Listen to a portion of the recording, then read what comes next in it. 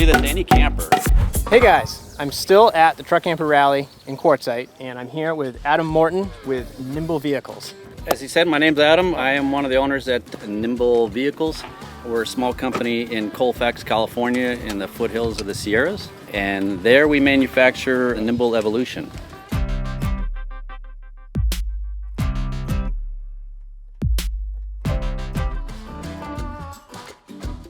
This particular camper is built on a 2020 Ford F350. The particular one we got is a gas engine.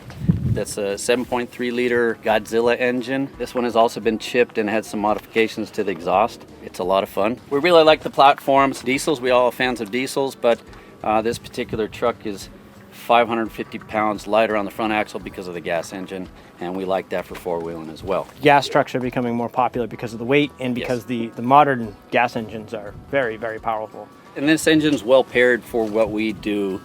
Certainly, it has more than enough power for that, and that's what we like about it. Normally we'll have a crew cab and or a super cab, and often people will outfit the back seat with an extra cooler, which we power from the batteries from the camper so that there's no worries about messing with your starter batteries. Moving backwards, we have the bed that we build the camper on is something we do in-house. That's part of the camper.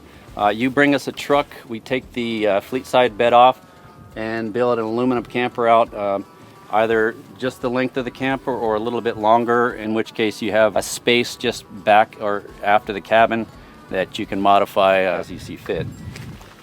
We use Battleborn batteries and Victron Energy. Battleborn actually has a package that they sell to us. It's programmed for our camper. We like partnering with them. They're over in Reno, about an hour or so from us. 400 amp hours is stock, 3,000 watt inverter. We have the 1050 battery controller, and up top we have 4 panels at 190 watts each. The stock build is 3 panels. Instead of running these 2-aught cables, because if you're running big power down here, it's really hard to manage this often. So we ended up using milled solid copper bars. We use the bus bars to connect the batteries together. It's much cleaner, and then we just use a heat shrink process on here. All of our trucks, we do a minor amount of suspension work. Take our trucks down to Sacramento Springs, where they will re-arc the rear suspension to fit the weight of the camper exactly. And then we either do a minor 2.5-inch lift on the front with Icon suspension or Carly suspension, which uses King shocks. All the boxes all the way around, we still have the use of your blind side system. The radar is still in place, so that still functions. These boxes are good size where we can keep a good amount of recovery gear or anything you might want to keep in an outside space. Pull off the side of the road, just like picnic table out. If you have your little butane grill, if you want to use a small grill. It's long storage in here for anything large that you might want to keep. So that it's like a defroster built into the taillight. Defroster comes on the first time you start, and it clears the condensation out, and then if the temperature drops low enough, it comes on and maintains the lights or the lens clear, so that when you're in a frosty or snowy environment, then nobody runs into the back of you. So your lights are always clear. This door is the only one that opens when the camper's down. Everything is secured when the camper's down, so that we don't have to worry about locking them so much as that they're held down by the top. This door does open. It's lighted inside. We have electricity, water, 110, 12 volt. So it's an easy area to quickly set up for picnic or side of the road afternoon stop. Same thing on this side, more storage in the box. This storage box, got a couple extras in here, a dual piston compressor. We have chucks on either side to allow for airing up your tires, airing up or down your tires. And normally we have there's a small grill sitting over here on the ground that sits in the bottom of this box, and it has a small tank. And that sits in there at all times in case you're in a burn ban area or you don't want to carry wood.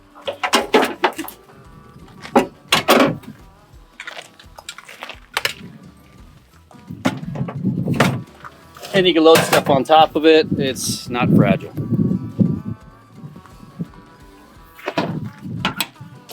Your plumbing section here, simple pump.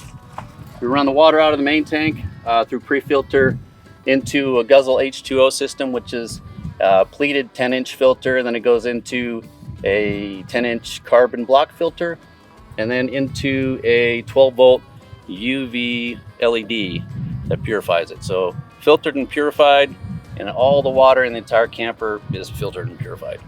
No worries about getting shower water in your mouth or something to that nature.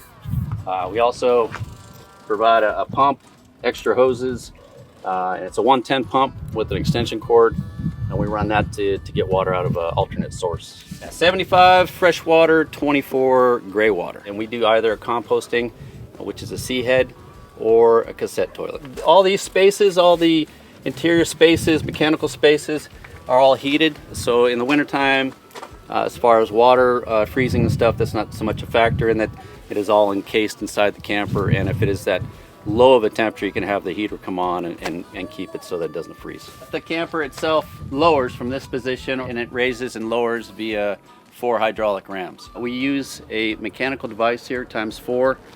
These right here are just safeties in the event that you have some kind of catastrophic failure. They're there to catch the top of the camper. So those will retract automatically. We use a button in here that's always here, a stationary button. We also have 2 key fobs for lowering it. Ideally, you just get out and use your key fob for raising and lowering the camper. So we'll lower it now.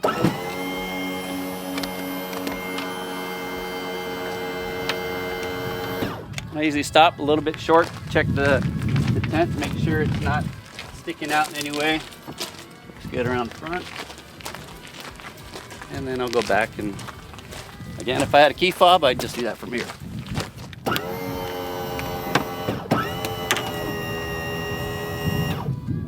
And the camper's down. So for raising it, same, just in reverse.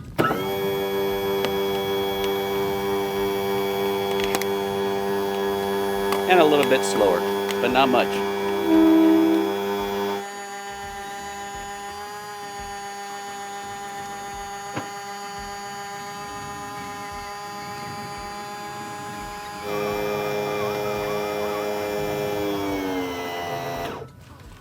One of my favorite features of this camper is that it is a true truck camper, in that it comes off of the bed, the flatbed, which is still a fully functional flatbed. We do that by removing 4 pins, 2 on this side, 2 on the other side, which go into 2 larger pins, or 4 larger pins that are in the bed.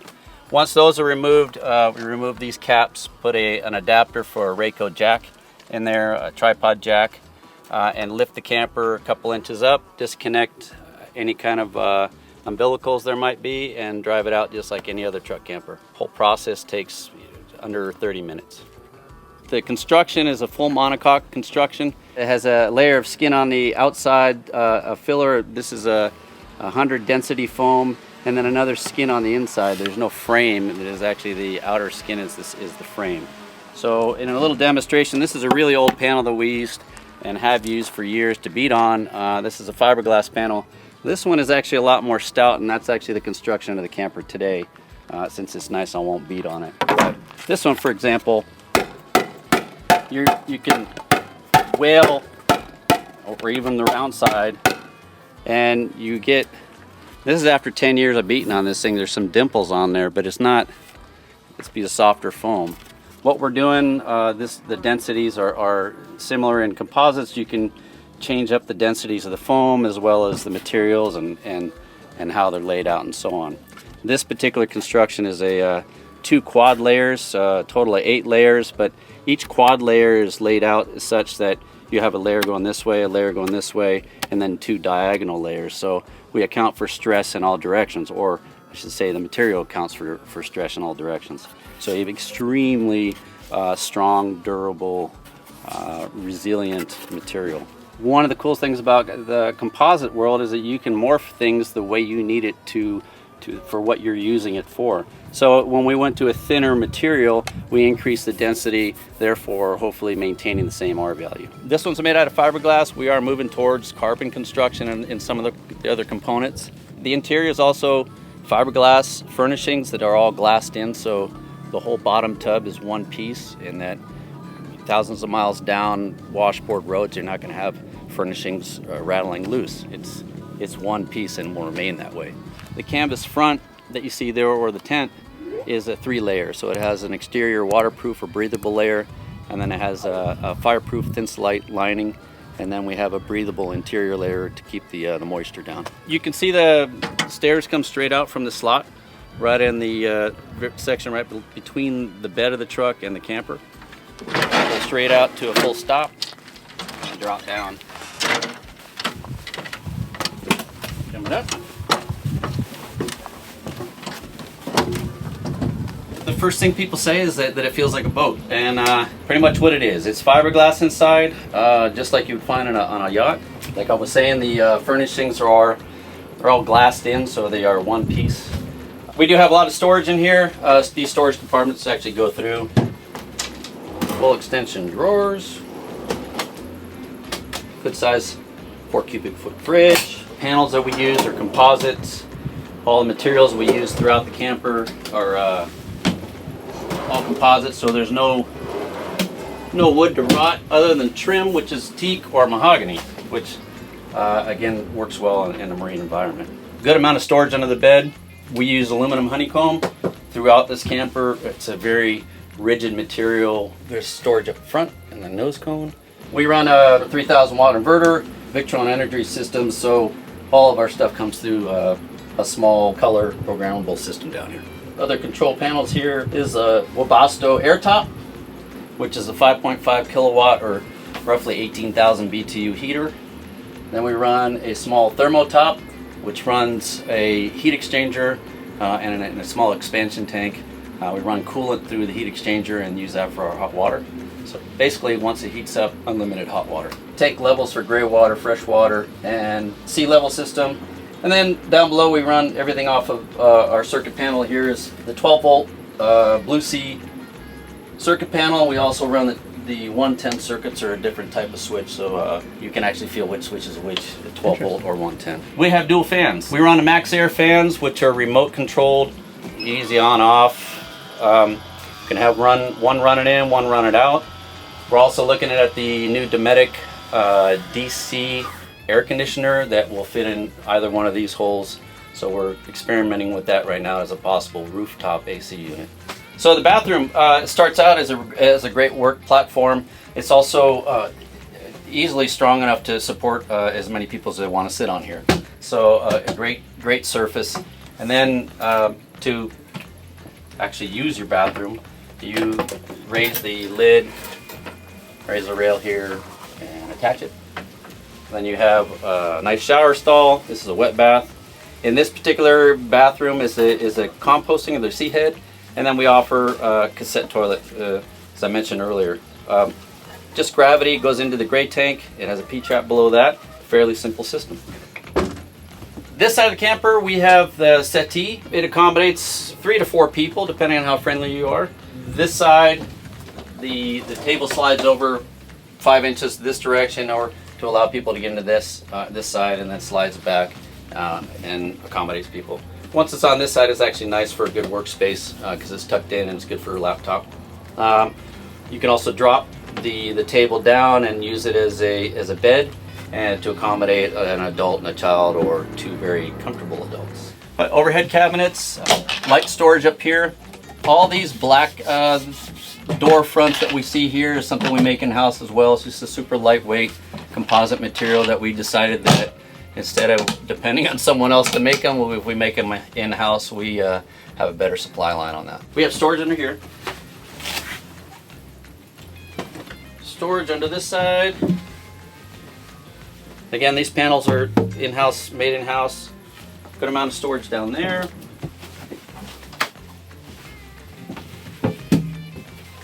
Oh. That's our airtop boiler, heat exchanger, expansion tank, DC air conditioner. Up front here you see a condenser unit for the DC air conditioner that's on board. That's the Cruising Comfort DC air conditioner.